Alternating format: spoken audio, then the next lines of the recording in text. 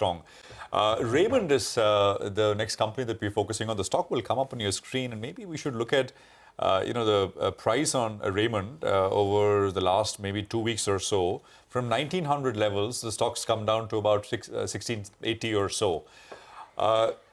Raymond, the company seems to be caught in the Gautam Singhania and Nawaz Modi fire, so as to speak. To bring you quickly up to speed, Gautam Singhania announced separation from his wife, Nawaz, on the 13th of November.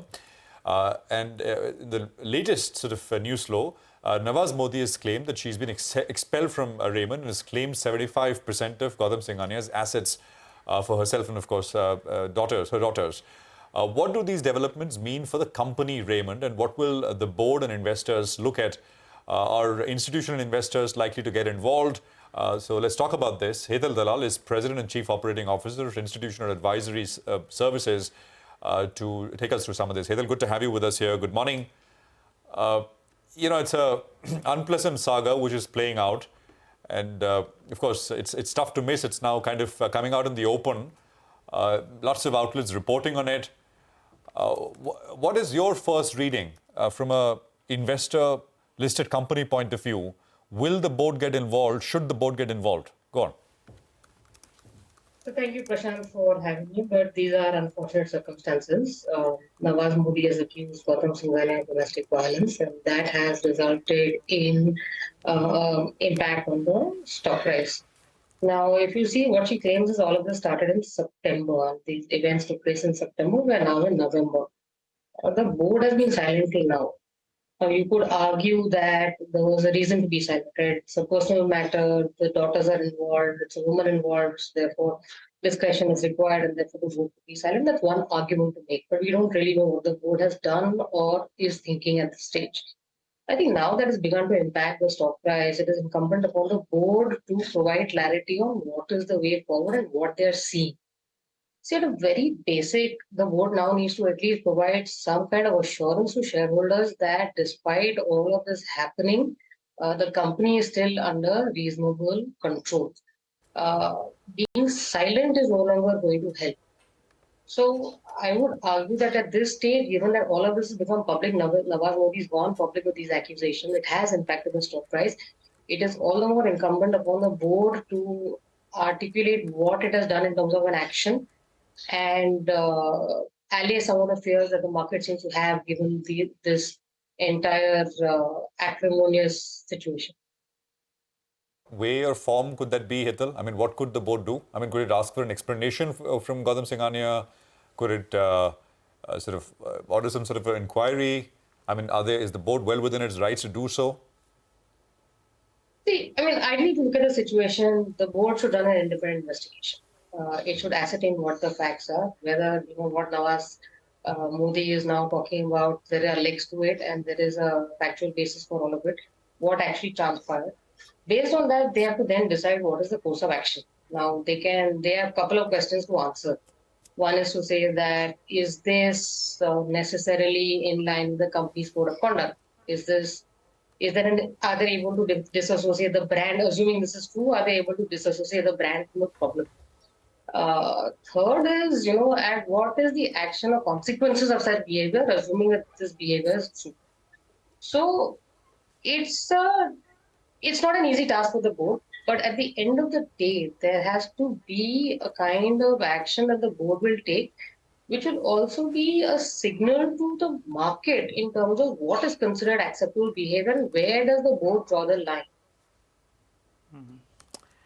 Hi, Hetal. Good morning. Nigel on this side. Good to have you in. Hetal, could it be possible that the board takes a decision that, till the dust clears out, or because, the lady in question has claimed that, she's been ill-treated, could they ask Mr. Singhania, you step aside for now, and till everything clears out, then you come back? Is that something that the board can consider?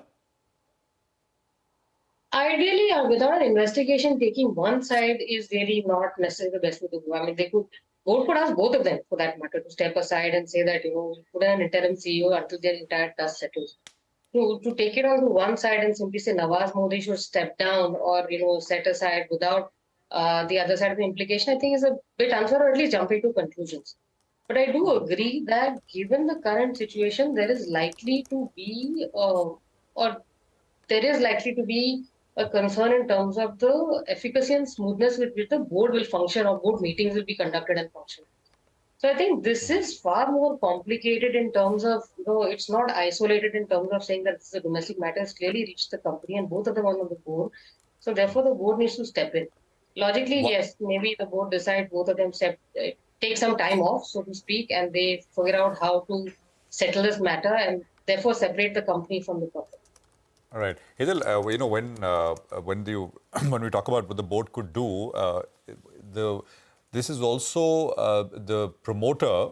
The person in question is the promoter plus the operational head in that sense, right? Yeah. So it would have been different if it was just the sort of professional CEO who was perhaps under the scanner about what this was all about. So does that kind of change things, how one needs to assess the situation? The fact that this is the promoter we're talking about.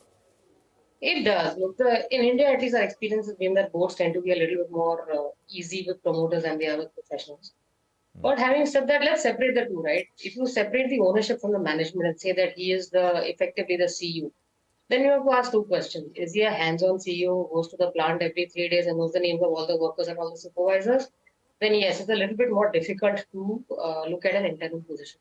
But if he's a strategic head providing broad guidance, there are a bunch of professionals who are managing the business on a day-to-day basis, then the decision is a little less complicated than otherwise.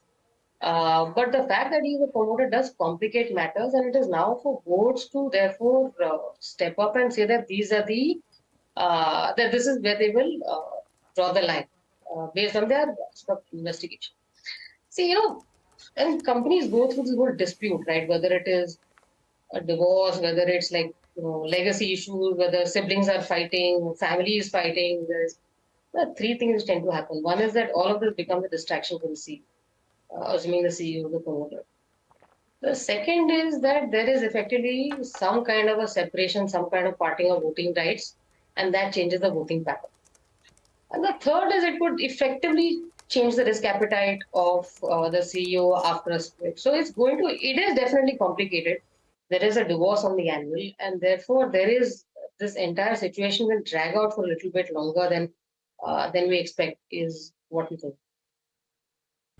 Well put and well explained, Hetal. We'll sort of leave it at that for now, but this is something which we will keep coming back to and discuss this with you as the story develops and the situation develops. Thank you very much, Hetal, for joining us and providing some clarity on what may happen from here for viewers who are watching, for stockholders and Raymond, etc. Well, 35. Well, thanks so much for tuning in to CNBC TV 18. Make sure you follow us and stay updated on all our social media platforms.